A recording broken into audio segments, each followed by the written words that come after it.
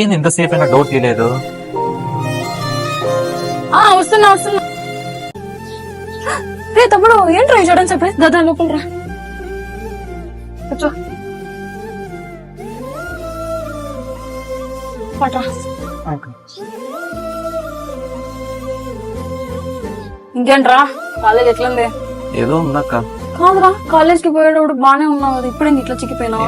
Hostel food బాగుండదు అక్క అసలుకి. ఏందో. అవునా, తింటావా? ఏమన్నా చేసి అలా? ఏమొద్దు లెక్క. ఉండరా, నీకు గులాబ్ జామ్ అంటే ఇష్టం కదా, చేసిద్దునా? వద్దు, బ్రెడ్ హల్వా వద్దులే. లేదు, దోశ చేస్తాలే నీకు.